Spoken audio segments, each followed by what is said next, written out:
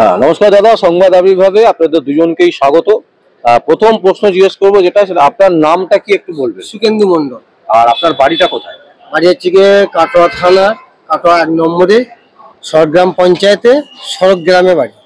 আচ্ছা, আজকে কলকাতা হাইকোর্টে কেন এসছেন? আমার একটা জায়গা পাড়ার লোকেরা দখল করে বসে আছে।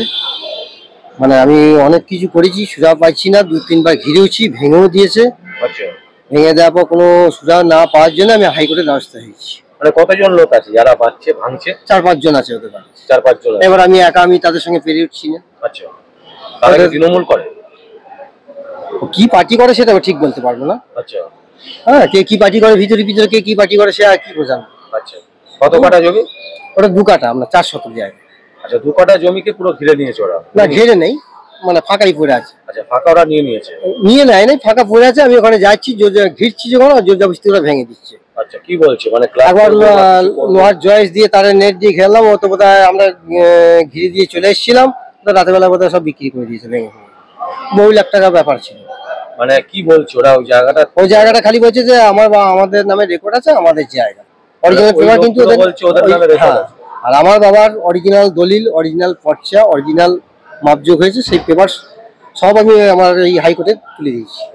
আমি আপনার কাছে প্রশ্ন করব যে পশ্চিমবঙ্গে কি হচ্ছে, মানে বিশেষ করে বর্ধমানে আমরা দেখছি একের পর এক ঘটনা সামনে আনছেন এবং আপনিও আমাদেরকে সাহায্য করছেন বিভিন্নভাবে। তো এই ঘটনাটা নিয়ে কি বলবেন? মানে লোকের জমি বলছে আমার জমি। হ্যাঁ, এটা সত্য কথা। প্রথম কথা, এই জায়গাটার জন্য উনি একাধিকবার, ওনার বাবা অসুস্থ, বিছানায় শয্যাশায়ী। আজকে ওনার বাবাকে যে ধরনের ওয়েপন দিয়ে মেরেছে, হকি স্টিকের মতন স্টিক দিয়ে যারা মেরেছে, তারা তৃণমূল মদত পুষ্ট, প্রথম কথা। আর দ্বিতীয় নম্বর কথা, জোরজার মুলুকতা, মানে যার জায়গা তার জায়গা সে তার দখলদারি করতে পারছে না। এর মাঝখানে কিছু কিছু মানুষ, বিধায়ক যেরকম আছে, বিধায়কের কাছে যদি কোনো নোটিশ করা হয়, বিধায়ক তো উত্তর দেবে না, পঞ্চায়েতের সদস্যর কাছে যেতে হবে, পঞ্চায়েত সদস্যর কাছে উত্তর পাবে না। মানুষগুলো গোবেছাড়া যখন কোনো ধরুন থানাতে, কাটোয়া থানায় গিয়ে কোনো কেস রুজু করা হচ্ছে, কেস রুজু করতে গেলে আগে ওই পার্টির নেতাকে দেখতে হবে, এমএলএ কে দেখতে হবে, পঞ্চায়েত সদস্যকে দেখতে হবে। এদের দেখার উপর ডিপেন্ডেবল করে তাদের মামলা রুজু হবে। তাহলে এই গোবেছাড়া মানুষগুলো মার খেয়েই মরে যাবে। তাদের কোনোটা 2 কাঠা জায়গা, কোনোটা যেটা জায়গাটা 2 কাঠা জায়গার উপরে তারা জোর জুলুম করে ভেঙে দিয়ে তারা জবরদখল করে তারা ক্লাব করার মানসিকতা রয়েছে। পুকুরে হয়তো দেখা যাবে যে হয়তো চারানা অংশ আছে, সেই চারানা অংশটাকে ওরা গোগ্রাসে নিয়ে, মানে নিজেরা দখলে করে নিতে চাইছে। এখানে বোঝা যাচ্ছে, আমি আগে এই 2-3 দিন আগেই একটা ঘটনা ঘটেছে। আর যে কোনো সংবাদ মাধ্যম যদি আপনার মন্তসব জায়গাতে বিএলওদের প্রশ্ন করতে, বিএলও কে, তখন প্রশ্ন করতে গেলে তাদের উপরে মানে মারধর এবং রিপাবলিক বাংলা কি যেরকম হেনস্থার শিকার হতে হয়েছে, TV9 কে যেরকম হেনস্থার শিকার হতে হয়েছে, সেরকম প্রত্যেক জায়গায় হেনস্থার শিকার হতে হচ্ছে, প্রথম কথা। আর দ্বিতীয় নম্বর কথা, এর সাথে কিছু কিছু কিছু কিছু অসাধু মাল জড়িত আছে, যারা সাপের গালেও চুমু খায়, ব্যাঙের গালেও চুমু খায়। আজকে ওনার কমিশন থেকে অর্ডার হয়েছে, সেই অর্ডার ভিত্তিতে ওখানে এর আগের দিন আমাদের যে পিটিশন কপি সাবমিট করা হয়েছিল, সেই সাবমিট অনুযায়ী কাটোয়া কোর্টে সেই কপি সার্ভ হয়ে গেছে। এবং কপি সার্ভ হওয়ার পর আজকে এখানে কমিশন ডেট করা হয়ে গেছে। কমিশনের ডেটের উপর যারা জবরদখল করে রেখে দিয়েছে, বা যারা ওখানে মানে একটা মদের ঠেক বলা চলে, এখন তো বলেই দিয়েছে রাজ্য সরকার যে মদের ঠেক করতে, মানে মদের জন্য লাইসেন্স ঢালাও আর গাঁজার জন্য লাইসেন্স ঢালাও। তাহলে এখানে বোঝা যাচ্ছে যে যারা প্রকৃত মানুষ, একটা যে মানুষটা 2টো মুড়ি ভেজে খায়, সেই মুড়ি ভাজা মানুষটা তার কি করে সংসার চলবে? সেই জমিটাকে বন্ধক দিয়ে কেস লড়তে যাচ্ছে, সেই কেসেতে টাকা মেরে দিচ্ছে কে? যাদব দাস, নিবাস দাস, এরা প্রচ্ছন্ন মদতে টাকাগুলো মেরে দিয়েছে। এবং ওনারা আজকে হাইকোর্টের দ্বারস্থ হয়েছেন, হাইকোর্টের দ্বারস্থ হয়ে সেই কেস মামলা চালাতে পারছেন না। কিন্তু এখানে আইনজীবীরা কেউ মরে যায়নি যে সঠিকভাবে তার বিচার হবে না, কারণ ওখানকার লোকাল পলিটিক্যাল মানুষদের এখানে এসেও তাদের হাজিরা দিতে হবে। কারণ যারা এদের প্রচ্ছন্ন মদতে, এনার বাবাকে মেরেছে, মাকে মেরেছে, একটা প্রতিবন্ধী ভাইকে মেরেছে, ওনাকে মেরেছে, এবং ওনার যে মাটির বাড়িতে আছেন, এখন প্রধানমন্ত্রীর আবাস যোজনা আছে, মুখ্যমন্ত্রীর আবাস যোজনা আছে, তাহলে সেই আবাস যোজনার ওনারা কতবার করেছেন, সেই আবাস যোজনার একটাও আবাস যোজনা পায়নি, একটা বার্ধক্য ভাতাও পায়নি। পাবে কিসের জন্য? উনি কিন্তু তৃণমূলই করেন, তৃণমূলের বাইরে কিন্তু উনি কিন্তু বীজের কোনো মূলে কাজ করেন না, কিন্তু উনি পাবেন না। এখানে অসাধু ব্যক্তিরা চক্র চালিয়ে যাচ্ছে, তারাই পয়সাটা লুটে পুটে খেয়ে নিচ্ছে। আর এই গরিব মানুষগুলো বেচারা এই যে কোর্টে আসছে, যাতায়াত করে কত কষ্ট করে আসছে, সেটা যার জন্য প্রমাণ। আজকে তার জন্য হাইকোর্ট মহামান্য হাইকোর্টে আদালত থেকে কমিশন করে সেই জায়গাটার ইন্টিম অর্ডার একটা পাস করেছে, এবং এই অর্ডারের জন্য হাইকোর্টে উনি তো সাপোর্ট পাবেনি। এবং ওখানকার যেসব চোর সাধুগুলো রয়েছে, নিবাস দাস, যাদব দাস, তাদের অনেক বড় বড় চ্যানেল, তারা কোনো সময় বলে যে ওদের একাধিক মামলা, যে মামলাতে মানে 4-5 ব্যারিস্টার গিয়ে দাঁড়িয়েছে, তাদের নামই চোর অপবাদ দিয়ে দিয়েছে। আর যাদব দাস সেও এই সঙ্গে যুক্ত রয়েছে।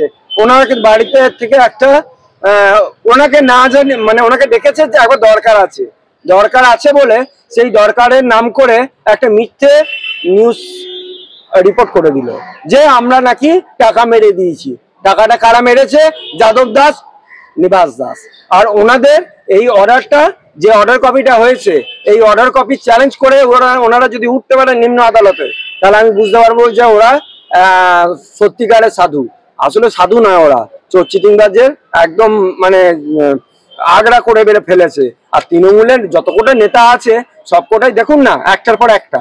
রাহুল রাজ নিয়ে কি হয়েছে আপনার পালসি থেকে, সেখানে থেকেও দেখুন যে রাহুল TV9-এর যে নিউজ রিপোর্টার গেছে, তাদের বলছে যে কি আমি এই রাহুল রাজে পার্থ চট্টোপাধ্যায়ের নামে সব গাড়িতে পিই লেখা আছে, পালসি টোল প্লাজার কাছে। ওখানে গিয়ে গাড়িতে জিজ্ঞেস করেছে 200টা গাড়ি কার আছে, পার্থ চট্টোপাধ্যায়ের গাড়ি রয়েছে। দেখা যাচ্ছে এখানে শাসক দলেরই কোথা থেকে, মানে শুনুন একটা কথা বলি, এখানে দলটা প্রত্যেকে মানুষের কাছে ওই বলে না যে আগে যেরকম CPM এর বা অন্যান্য দলের একটা চাঁদা তোলার ব্যাপার ছিল, এদের চাঁদা তোলার ব্যাপার নেই। এরা একটা সার্টিফিকেট করে দিতে গেল 500 টাকা, 1000 টাকা, তাতে কিন্তু কোনো রসিদ নেই। একটা কোনো যদি কাগজ করতে যায়, আগে টাকাটা ডোনেশনটা আগে দিতে হবে, কার্ড মানিটা ওদের আগে দিতে হবে। কার্ড মানি দিলে ওদের কাগজে সই করবে, না হলে সই করবে না। আজকে এই যে আমাদের পাশে যে ব্যক্তি রয়েছেন, তা ওনার বাড়িতে আজকে বাবা অসুস্থ রয়েছে, চিকিৎসা করার পয়সা নেই। একটা হসপিটাল নিয়ে যাওয়ার যে চিকিৎসা করবে, রাজ্য সরকারের হাসপাতালগুলো গিয়ে দেখুন না, রুগীরা শয়ে মরে যাচ্ছে, ধর্ষণ বেড়ে যাচ্ছে।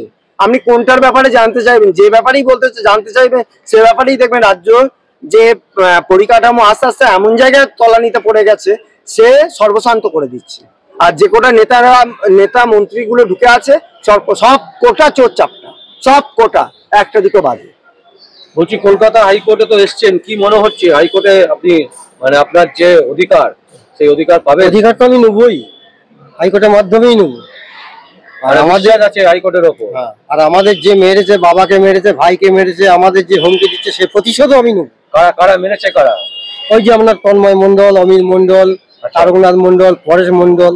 আচ্ছা, এরা পাড়া কি কাটোয়া থানার জিডিও করা আছে, এদের নাম। পাড়ায় কি মস্তান নাকি এরা? হ্যাঁ, এখন পাড়ায় মস্তান। এবং ধরুন আমাদের আর একটা দুটো ভাইকে মেরেছে, সুজিত মন্ডলকে, পাপু মন্ডলকে মেরে ফাটিয়ে দিয়েছে। মানবেন্দ্র মন্ডল নামে এক দাদা আছে, তাকে মেরেছে, আমার কাকাকে মেরেছে। এরা এরকম মস্তান হয়ে গেছে। আচ্ছা, ওরা সবাইকে মারধর করছে। এবং মস্তানি আমরাও করতে জানি, কিন্তু আমরা আইনের বিরুদ্ধে যেতে পারি না। মস্তানি করলে ওরাও কিন্তু বাঁচবে না। আমরা আইনের মাধ্যমেই ওদেরকে আমি জব্দ করে দেবো, ওদের মস্তানিটা আমরা ভেঙে দেবো। একদমই কলকাতা হাইকোর্টে যখন এসছেন, একটা সলিউশন নিশ্চয়ই হবে, এবং আমরা মনে করি হবে, কি হবেই, একদম হবেই। এবং এর জন্য কাটোয়া কোর্টাতে যে চিঠি আমরা দিয়েছিলাম, সে চিঠি সার্ভ হয়েছে, এবং সেই প্রত্যেক কপি ওনাদের কাটোয়া কোর্ট থেকে ডেকেছিল, এবং কাটোয়া থানাতেও ডেকেছিল।